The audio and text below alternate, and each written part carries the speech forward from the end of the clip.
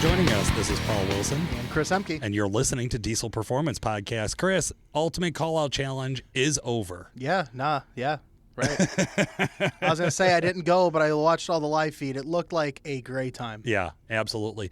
Hey, to a couple of competitors out there, we are still going to reach out and try to get a couple more guys on. Chris Buheider, who is in the top three, and a handful of other competitors that we wanted to bring back on the show and talk to them about their experience. But I thought personally I could use a bit of a break. Yeah. So what we did was something that Chris constantly ignores, which is go back into our Facebook page and look at what are some of the messages that people are sending us. I love how you put me on blast like that. Guys, I am just joking. That is actually my side of it, and I apologize to the handful of guys who have reached out to us. Ignorant ass. May have been a little bit since I checked on that. We will be more diligent, but it gave us a great opportunity to grab 4 awesome messages that I got with excellent topics that I thought we could kind of put together in today's show. Before we dive in too far, though, I do just want to give a moment to hear from our sponsors. Upgrade the factory transmission oil cooler in your truck with the XDP Extra Cool Direct Fit Transmission Oil Cooler. The XDP Extra Cool Direct Fit Transmission Oil Coolers provide you with an upgraded bolt-on design. Each transmission cooler is built with a high-efficiency core to maximize cooling. Designed as a direct fit replacement, this transmission cooler comes ready to install with all the brackets, hardware, and accessories needed for installation. To find out more about the XDP Extra Cool Direct Fit Transmission Oil Coolers, check out xdp.com or find a local dealer near you.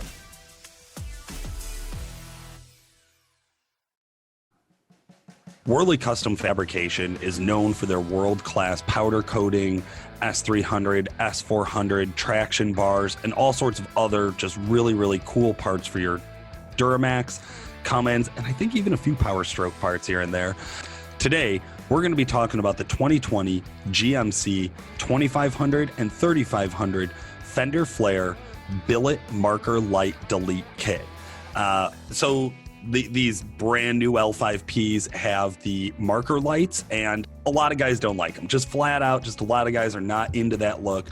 What they would prefer to have is a color-matched billet piece right there to delete that light kit and have it just look a little bit cleaner on the truck, a little bit less flashy. So it's kind of a really cool understated exterior piece. And I think it's one of those that it's pretty easy to scan over, but once you see it, you're like, oh, I get it, and I love it. So these will help you clean up the look of your 2020 GMC Sierra or Denali HD truck by replacing the amber Fender Flare marker lights with these CAD-designed, CNC-machined, billet aluminum marker light delete plates from WC Fab. Available with machined WC Fab logo or without, in raw aluminum, or, of course, what you're all going to choose, paint matching of fine texture or fine texture black powder coat to blend into the OEM black plastic Fender Flare trim. Installs very, very easily. It's a couple of simple hand tools. Comes with everything that you guys are going to need to install it. If you are thinking about it, or if you have one and you'd like to clean up the look a little bit, no problem at all. Jump over to wcfab.com and you'll be able to find that part right away. The other sponsor I wanted to talk about today is Exergy Performance. With their background in OE development and manufacturing, Exergy Performance brings a unique perspective to the high-performance world. They know what features and specifications need to be to ensure proper function, they know how to produce them, and they know how to verify that they're correct. The verification process and the equipment that they use is very untypical of a standard diesel repair shop. It actually allows them to look at many more system performance characteristics beyond just the average fuel output, which is how most shops will just test it. What they test is actually from idle to full power using factory calibration points and a few points of their own that they've added for the high performance market. They can fully map a set of injectors and have done so for, I don't know, a countless number of people out there. The guys who are running at the very top of the industry are running Exergy. The guys who are running their normal street truck are running Exergy. Every one of our employees who has a modified set of injectors is running Exergy. There's a reason that we use them time and time again. if you guys are looking for more, you can check out Exergy's website, but you're probably best off giving a call over to DuramaxTuner.com, giving a call over to WC Fab, giving a call over to any of their distributors who are out there. Also, if you need technical assistance and you've bought from a distributor, I believe you could still reach out to Exergy if you need to. All right, we're back. Guys, like I said at the top of the show, we are going to be hearing from our listeners today. So this is another great chance for you guys to participate with the show. Hey, another excellent place to reach out to us is go over and join Fans of Diesel Performance Podcast Facebook group. That is a place that I actually do check my notifications, and I try to stay very active in. Chris, I know you're in there as well. Yeah, time to time. Time to time, right? So without any further ado, first message today came from David Kaminsky. I've listened to a couple of your podcasts. I have a 2019 L5P. I will start by saying I have the WC Fab Charge Air cooler piping and turbo inlet horn. I also have a Banks intake and 4-inch SCR back exhaust. I also run the Banks Derringer and Pedal Monster with iDash. I am currently still having issues with soot accumulation after a complete regen. My spot load goes up to 35% instantly and then climbs back up to 100% and regens 2 to 3 times per tank of fuel. I looked at the injector balance rates. They're all within plus or minus 1. My goal was to get as much air through the engine as possible to limit soot accumulation. Do you guys offer any better products or replacement options for the products I currently have that would make my truck run more efficiently? Also, with that said, my MPG is right around 12 to 13, mostly highway, but averaging about 45 miles per hour. Chris, we've run into this before. Yeah, I mean, this is this is a carbon copy of questions and inquiries that I get on a daily basis, okay? And I think the best way that I describe it to guys is you're newer to diesel or you buy a newer truck, you go online, you see what's available, and pressure modules or boxed programmers, as what us in the tuning world call some of the other products that are on the market. These are your generic Banks, your Edge, your SCT, your Bully Dogs, right? These are just household name programmers. They're the run-of-the-mill, your entry-level stuff, and they market so well, right? They do, and I'll be honest, after looking at some of the marketing from all of the brands that you just mentioned, they really appeal to the idea that you're going to have a small increase in power that's going to be safe and wildly effective. Yep. And we've seen that. We've run smaller tunes. We have like heavy tow tunes and things like that are smaller horsepower gains. But I think one of the fundamental differences, if you're at home and you're like, I'm not sure what a custom tuner is because I have an AutoCal or I have an EasyLink. Well, we all have hardware that could be misconstrued as pretty similar. If you're brand new to truck tuning, one of the big things I will say is that with box programmers like what we're referencing here is that you have to wire in to different modules underneath the hood there. And that's going to be a big indicator that you have a boxed or canned kind of tuning setup. I like how you broke that down. Yes, and I think from a new person looking in on this industry, custom tuning can be really scary. Like just that term, like what do you have that Banks, which is again a modulation box programmer, like well it's a known tried and respected name. Right. Yeah. So what do we get out of this, right? Like let's break this down. You have a box style programmer, a modulator, right, that you have to plug into certain sensors of the ECM, or sensors mispressurizing or mis-signaling what the ECM is telling the truck to do. That's right. What you get out of this is, or why this is it's really hard to get into the L5P ECM for one, right, for this specific application. So box programmers will come in and they'll over-manipulate certain parameters to get minimal gains out of the truck. Better throttle response, the pedal monster. Get a little bit of a more aggressive fueling down low, modulating the injectors to come in at an earlier time or fuel pressure to spike or however they end up going about what they're going to go about. You gain a little bit of power and you actually feel that seat of the pants, right? Your windshield experience is going to be enhanced from this. Yeah. But there are a lot of byproducts. There's a lot of aftermath that they don't talk about. And I think with these newer trucks being emissions on, it's more crucial than what it was for a 2002 truck. Sure. Okay.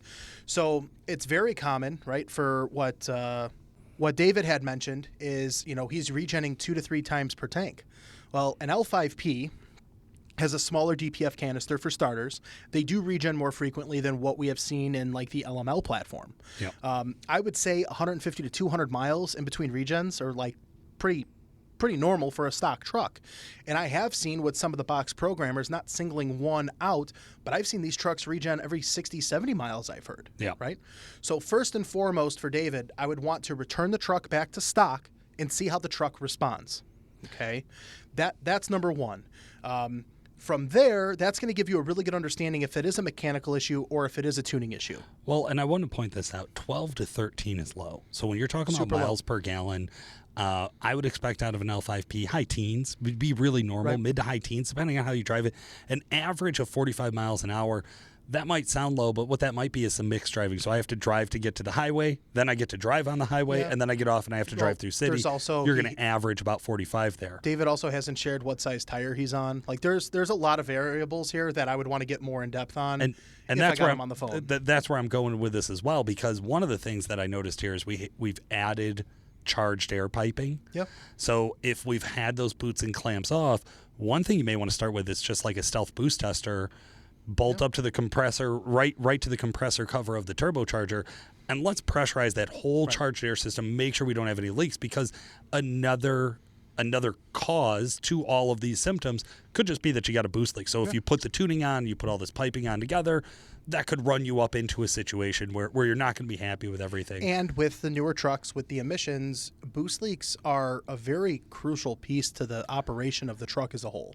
It's like when we used to talk about with like pre-emissions trucks, like if you have a boost leak, you might not notice it stock, and then you add power and you're going to really notice that boost leak.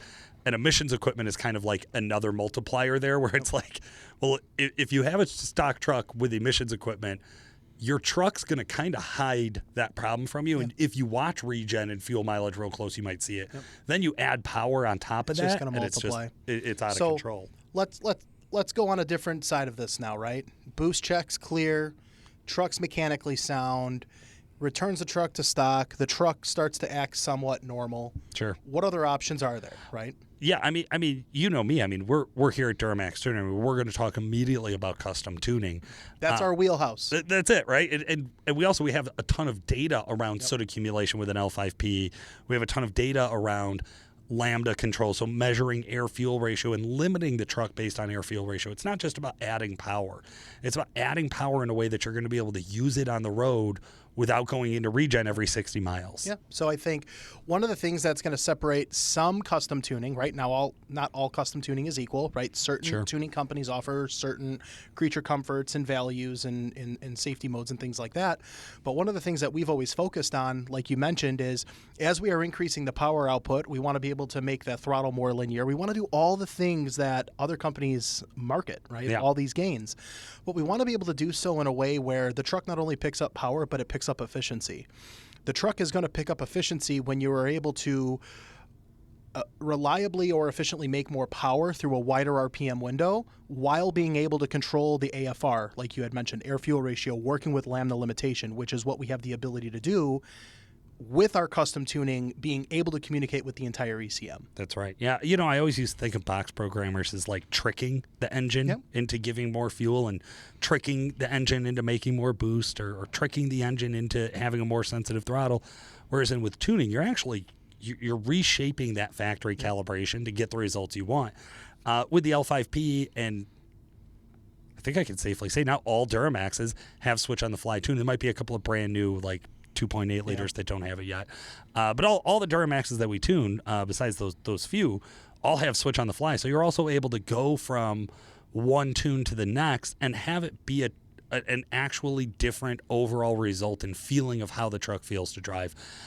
So I think that like gains in the horsepower, knowing what soot accumulation looks like, these are the reasons why I know why I'm a valid believer in custom tuning. There's versus also a box a big programmer. thing as we're talking about, cleaning up AFR.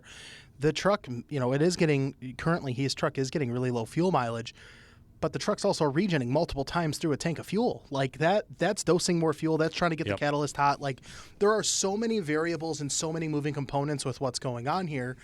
But again, if we make sure that we're working on an even playing field, making sure there's no boost leaks in the air charge system, making sure that the truck is operating efficiently, correctly stock, putting a tune on the truck should not have a negative effect on the outcome of how the truck operates. That's right. Yep. On soot accumulation or miles per gallon. So I'm with you there. All right, man. Well, that was a fun one. I'm really glad. Thank you again for sending that in to us, David. Douglas Orwick, you're up next. Let's see. He had asked us, can a 2010 to 2012 Ram be tuned to the efficiency of a 2013 to 18? The early 6.7s have a bad reputation for economy, dosing fuel to control NOx, and frequent regens. If the DPF is addressed, newer or aftermarket replacement, and turbo upgraded, another common issue, is the tuning potential there? I see the early 4th gens with low miles on occasion and thought that with tuning and some performance mods, they would still be less money than the late 4th gen.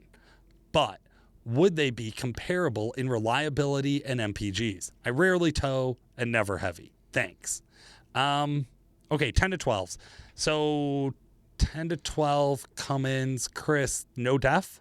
No def, right? No so def. DPF, EGR, no DEF, which is going to be a little bit of one of the topics here. Definitely a little bit of an upgrade, right, as far as ECM sophistication goes from the 6.7 3rd gen. But I think that to answer this question directly, there's two parts, okay? Because we have definitely played with the 10 to 12 trucks, and they have proven to be fairly a promising platform. But these trucks are starting to go up in age. So to get your hands on a truck, ensuring that it's a lower mileage, mechanically sound, decent, maintenance history, that's key to making this work. Okay. Yeah.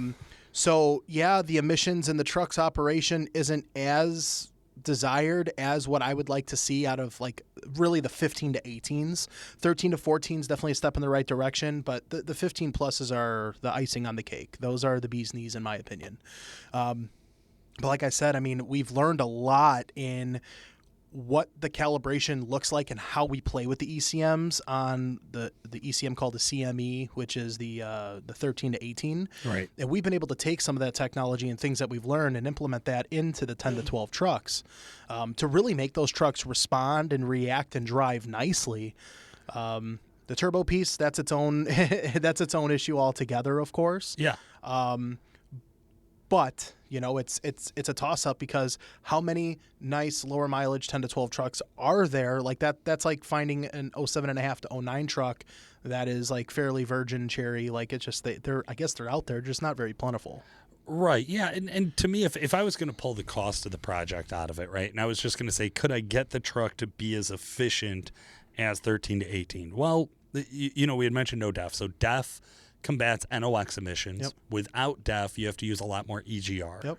Just that's what it is. No way around that. So when we use more EGR, a lot of guys think that that's going to hurt fuel consumption. There's a slight impact on it. I would guess that's probably not where our biggest cost on MPGs are, or overall operating temperature. EGR actually will help reduce piston temperature. Yep.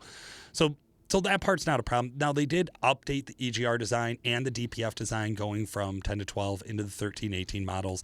So like you couldn't just take a 13, 18 and just bolt it swap up, it right? over. Like they are slightly different, and they're always getting better. I do think you could set the truck up. I think it probably would be some sort of like an emissions equipped twin kit, which I know is what you had on your CME. But yeah, I think if you were into like an emissions equipped twin kit, that would really help with that air fuel efficiency. And then you could go a little bit further with the truck to get it up there. There's not really a lot of that type of stuff, Paul. There's not. I think one of the big things here for Douglas is if you wanted to make a 500, 550 horse truck, reliable, emissions equipped, I do feel that is doable with single turbo options and tuning technology. If you're looking to get to that next step and you want to get into compounds and you want to get in all these things, it's a different story. But I also think that, the 10 to 12 trucks, there's going to be a cap. Okay, there is going to be a cap for power where we've learned a lot in the 13 to 18s. That is an extremely promising platform. We've proven that on many, many trucks over the years, including the 15 for that. It's just it's going to be a toss up. It's going to be a toss up. And that's why I would say here, Douglas, is your question was on could we get it comparable in reliability and MPGs? Yes. To a 13 to 18 stock. But I think it would be more of an investment than what it would be to buy a 13 to 18. Yeah. Would be my guess. Now, I'm not running any numbers here, but that's what my gut would say. Cool, man. I think that was another good one. Thank you so much, Douglas, for reaching out to us with that.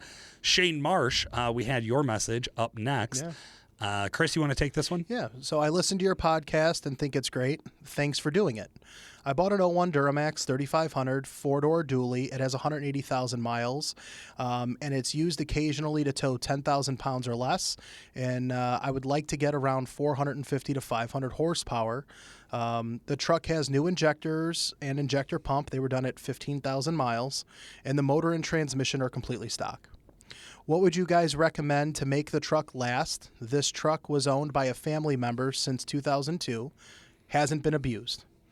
I love these. I love these. So I would say over the course of the last couple of years, I have been working with more guys in this position than ever before.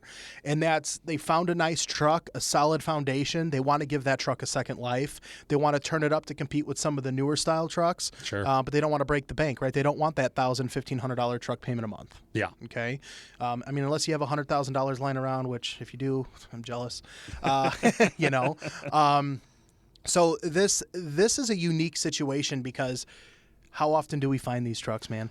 Well, you know what's funny is I love the story on this of like I know who's owned this since 2002, and that's like almost that's the diamond in the rough thing. That's the diamond in the rough right? thing, man. That's how you're going to find them, because if you're on Marketplace or whatever, and you're looking for an LB7, your options are gonna feel a little bit grimier. Let's just go with that. Yeah. Now in this case, also, Chris, this is something that again we have a ton of content on the podcast and at Duramax Tuner specifically about this situation, but I thought it's always a great topic to bring back up. So I thought there was two ways to look at this. Number one, we know that if this was in the real world and we were having a conversation, either you or I, we would have a lot more questions before we could start giving specific answers. So I thought we would just kind of play out some general stuff and then talk a little bit about who that would apply for. Yeah. So I think the first part I want to address here for Shane is, you know, that 450 to 500 horsepower number is tough because realistically, when we talk about these trucks, they make about 280, 290 stock to the rear tire. Okay. So there is what I would call stock trans power level, which would be about 400 horsepower to the rear tire. So about 110, 120 over stock. And then there's, you build the transmission and you either limit yourself to the factory turbo or you throw a turbo into the mix and potentially have the ability to make more, but you don't necessarily need to tune it to make that. Right. Okay. So I would break this down. It's, do you want 400 horsepower or do you want 500 plus horsepower? Here are the benefits. Here are the downfalls. This is what you get. Yeah, and I think for most guys, this is going to run up into a cost question. Yeah. Right? Yeah. Because let's start with a stock trans. So the reason we break it off at a transmission is because the transmission is like your weak point. If you want more power, your truck won't put more power to the ground.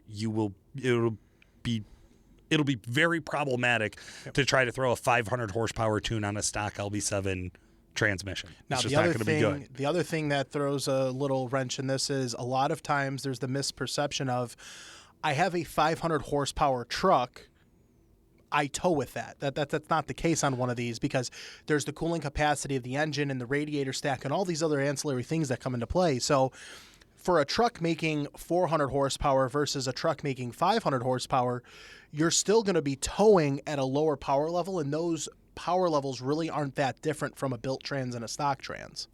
So I always kind of do things in stages. So let's kick it off, Paul. 400 horsepower, bone stock truck. You want to do 400 wheel stock trans. What do those parts look like? Yeah, I mean, of course, we're always going to start with tuning, right? Because that's going to give you the most bang for your buck. That's going to be where you put a part on the truck today and you're done installing it and you drive it and you are immediately and forever going to be happy that you made that upgrade, period. 100%. So we always start with tuning. Now, there's other things that we can do that are going to be about power, and then there's a path more on this level that we're actually going to be talking about supporting mods. So we just want to keep the truck healthy and safe over that amount of time.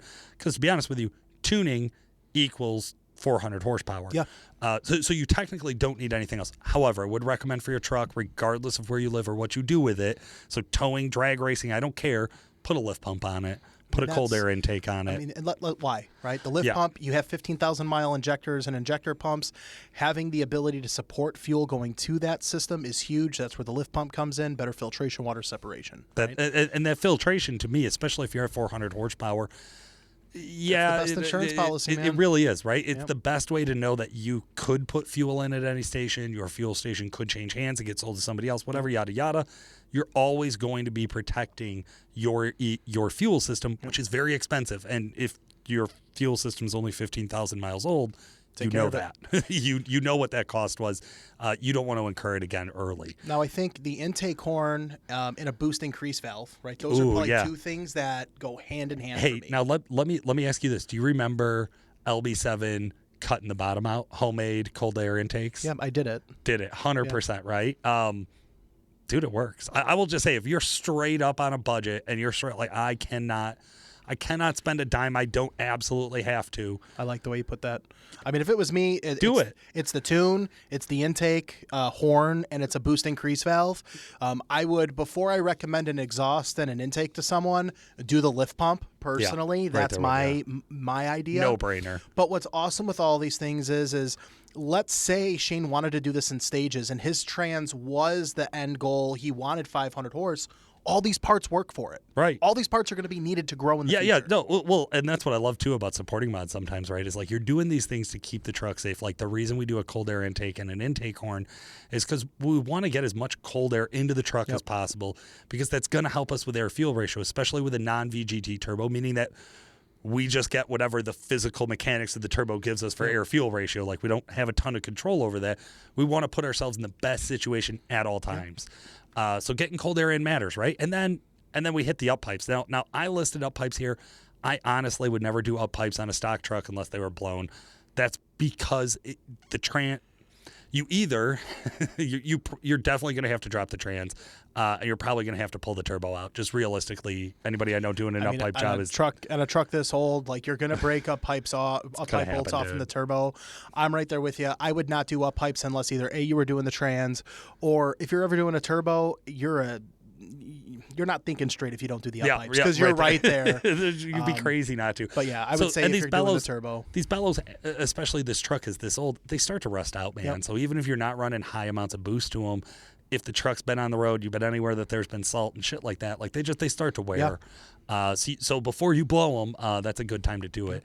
And then now we're gonna circle back. So do you need traction bars at a 400 horsepower truck? Probably not. No. Probably, I know. And Jason would probably shoot me if he heard me say this. There is axle wrap on stock trucks. It totally is possible. If you're going to be out and being young and having fun with your truck, go get the set of traction bars. Again, it's another safety thing. They're not going to be required for your, like, my 70-year-old dad who just drives to the grocery store is not going to need traction. But just realistically, he's not. But once you do the transmission, which is our next step, then the traction bars. I mean, now you're getting to that 5. Now again, you should do it. You should do it. Now, some of you know that you need to do it, but all of you should do it, right? I want to throw some numbers, some general ballpark numbers, because I don't want this to turn into like a Duramax tuner commercial, but just so like people have an idea of what they cost. Chris, before we get to the transmission, what do you think is a reasonable amount of money to spend on the kind of general parts we suggested? I mean, depending on the product, the manufacturing of the product, things like that, you're probably going to be in, I would say, $2,500, $2,800 in parts. That's doing it all the right way with the proper supporting mods. That's the lift pump, a good tuner. Yeah. That's that $2,500 budget will get you that reliable 400 wheel horsepower if the truck is maintained and is mechanically sound prior to doing it. That's right. And hey, a set of gauges. I had forgot to put that on our list as well. But that's another one that everybody should have it. It's just not a good a necessity, idea. But it's a good insurance policy, just like the lift pump. Yeah, exactly. So then we get to the transmission. A transmission's going to run you $4,000 to $7,000, depending on how crazy and wild you want to get with it. Shipping, install, cost, all that stuff. It all plays a factor. It's a big investment, especially when we're talking about an LB7. I know the values of LB7s. At some point, you're going to have more wrapped up into upgrades than the cost of the truck if you're not careful. Yeah, no. Right? So know what you're doing with it. Know what your plan is with it. That's why I had said at the top of this one, like, realistic, before we talked to anybody or gave any advice, we would have asked a ton of questions. How are you going to use the truck? Who else is going to drive the truck, right? Like, what's the long-term plan for the truck? Hey, if you do all of these upgrades we're talking about and it shorts a rod, what are you going to do, right? Like you should think those things out because there are some limits to these trucks that, especially once we get after this built trans power level and we start adding turbos and we start talking about fuel systems, it's like we start walking up to a very expensive line. Right? So after the transmission, Chris, I think you would agree with me. That's your time. You're ready for a turbo. Yep. Unless you have to do the fuel system, which your truck hopefully won't. Yeah. I mean, there's also those situations where the factory turbo fails today and he doesn't have a built trans. Well, then we throw a turbo at it now in preparation for what that future looks like. That's setting the foundation, not spending money twice. Yeah. So, granted, no one plans for these parts to fail prematurely, so we're just assuming that everything runs correctly. Exactly. And we've seen all of these mismatched in order.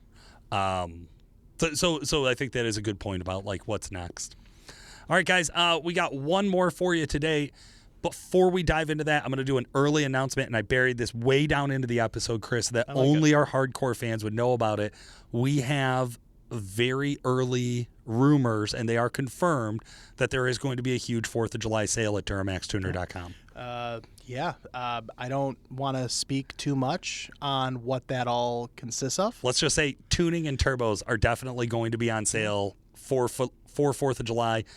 If you already have talked to somebody over at Duramax Tuner in the past, this would be a great time to send that person an email, or make sure you go over and follow the Facebook page, the Instagram page, the TikTok, the YouTubes, whatever it is. Yep. There will be announcements everywhere coming up very, very soon.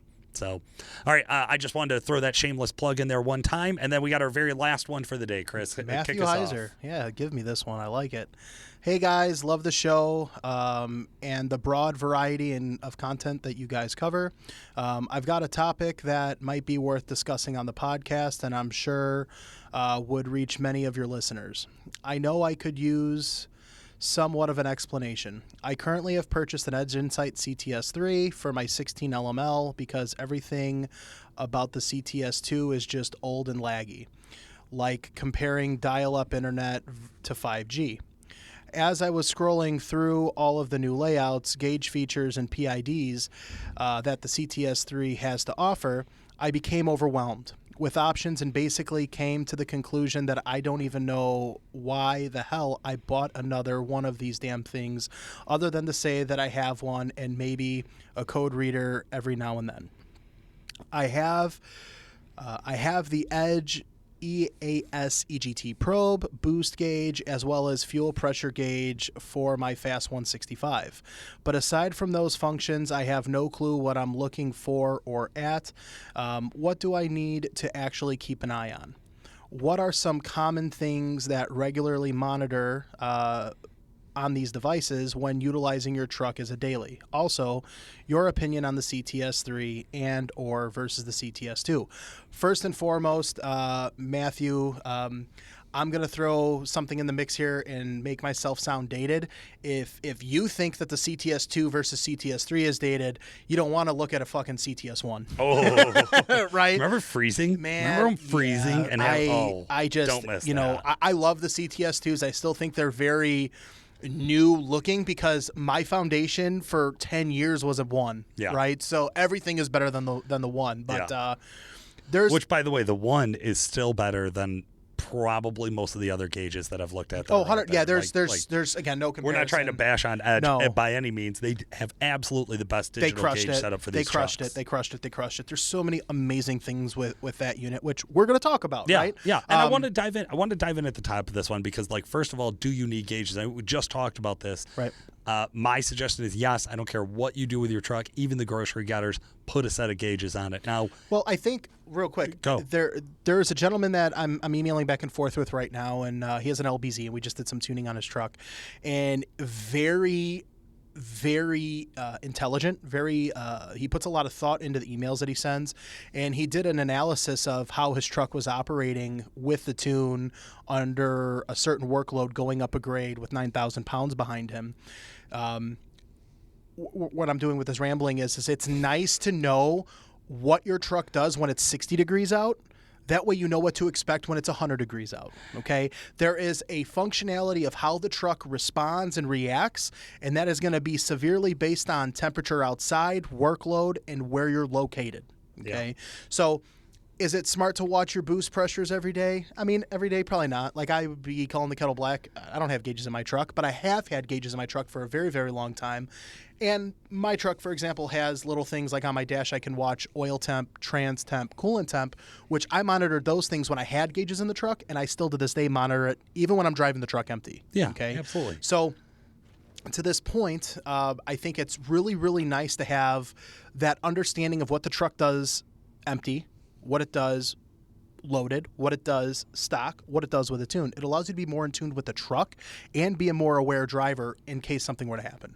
Right. And this is why we said earlier, I mean, putting gauges on your truck is a no-brainer.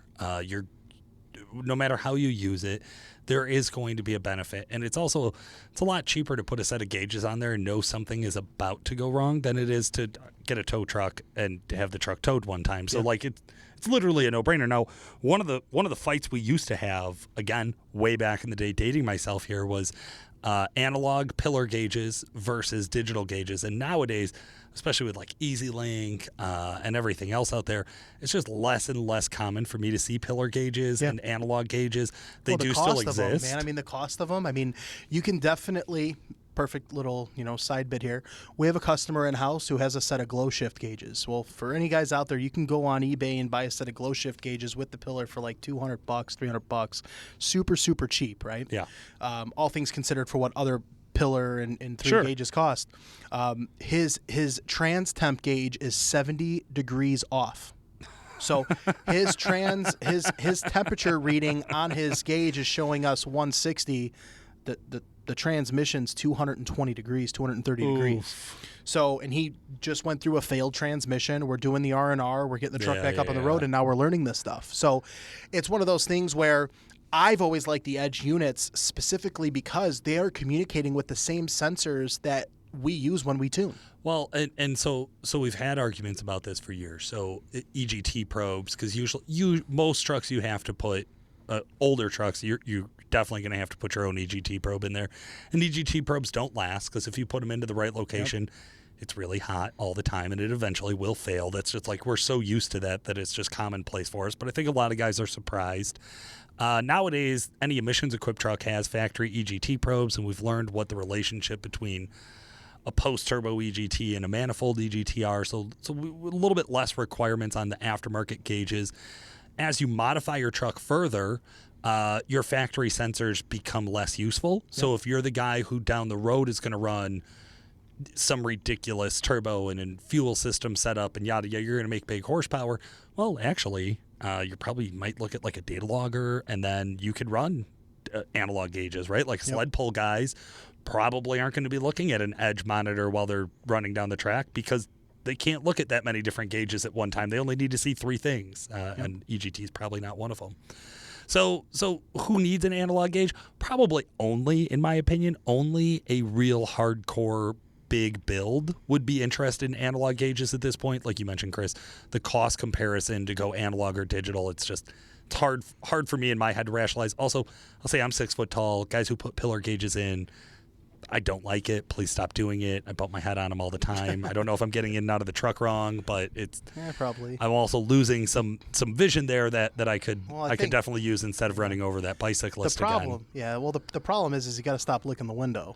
Well, you don't. Once you do that. I'm sorry. I thought this was America. But we're getting off topic here. So what are some of the good PIDs to monitor with an Edge specific unit? Okay. What I just want to point out here that he has the secondary pressure probe. So he has lift pump pressure, which So very smart. rare to find that. Good. What a good I mean, idea. I generally don't even recommend guys do that because you can monitor rail pressure. How many times have we asked for it during troubleshooting, though? No, 100%. It's like we know nobody has it. Right, but it's But smart, it would right? be helpful if you did. So that is awesome, having the EGT probe. So now he has an actual manifold reading on top of whatever the factory sensor Yeah. reading is, which is smart. And then he has a boost gauge in there. But one of the things that stick out to me, there's two major PIDs that I want to look at here. For one, that's DPF load, so soot load. Okay, so you can monitor soot grams building up in the Yeah, that DPF goes- and regeneration I frequency. think that's called DPF soot too. I believe Something is like what, that. what It's that's been a listed while. as. Yeah. That for any LML guy, it's huge. I love it. I think it's a smart move. It's a good direction to have be to. in. But one of the main ones here too is fuel pressure, which is going to be rail pressure. So high pressure. This is what your injector pump is pressurizing through the rail to the injector. But there's more. With the Edge, you can monitor what the ECM is telling the truck, which is the command, versus the actual, which is what the pump is actually pressurizing the rail to be. That's right. And what's nice with this is guys will call in and they'll go, well, what's my fuel pressure supposed to be? I don't know. Well, you're Duramax tuner, you should know. And then you have to go into this educational piece of, well, fuel pressure is basically a byproduct of load, full fuel volume, MM3, throttle position, RPM, all these different things. So being able to see what the ECM is telling the truck to do and then being able to match that with what the actual is, that cuts that question out of the equation, and now you know what the truck should be doing. That's right. And I'll also make a solid recommendation here that probably will seem obvious once I say it, and that's put these two right on top of each other. 100%. So one should be like usually what I would like to see is your desired or your command on top, Yep. and then your actual right underneath it, so that when you're looking at them, there's a relationship. That's what Chris is talking about. Is we want to see the relationship between these two.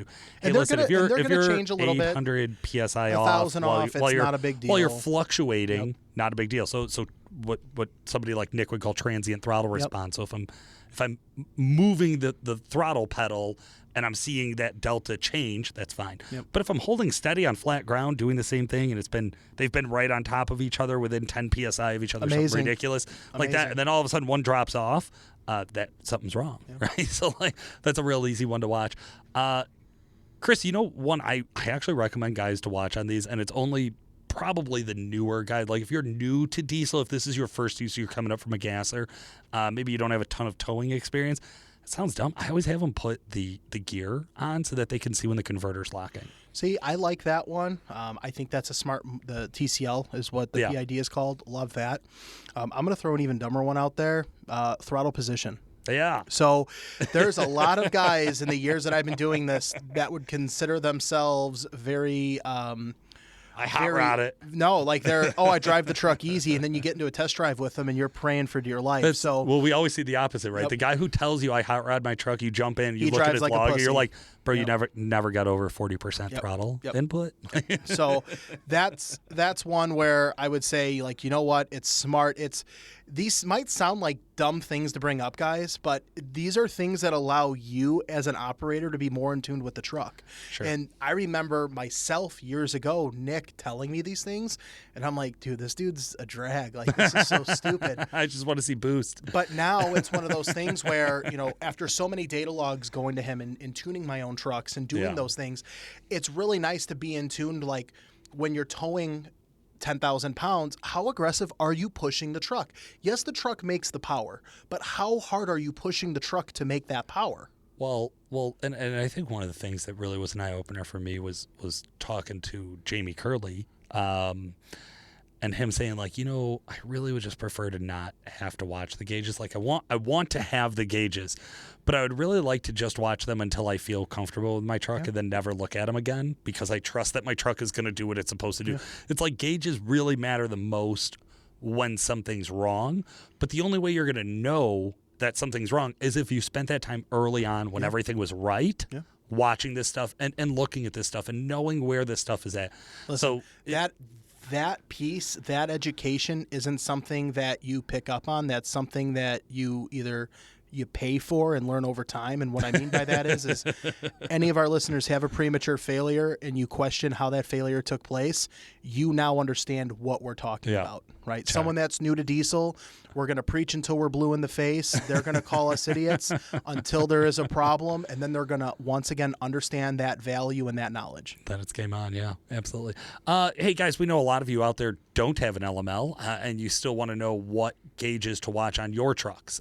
So we hit, I think everything we hit there would be applicable across all vehicle platforms. Across all platforms. You know, DPF and soot load, that varies from manufacturer to manufacturer. Even goes DPF pressure. Sure. Well, I was just going to say, like, we measure soot grams for the LML and the LMM, but we measure percent load on the L5P. Yep. So the actual function may change a little bit, or even parameters or how we measure it. The a lot of times too, I know there. we talk about fuel pressure and PSI. There's a lot of guys who talk about it in KPA. Yep.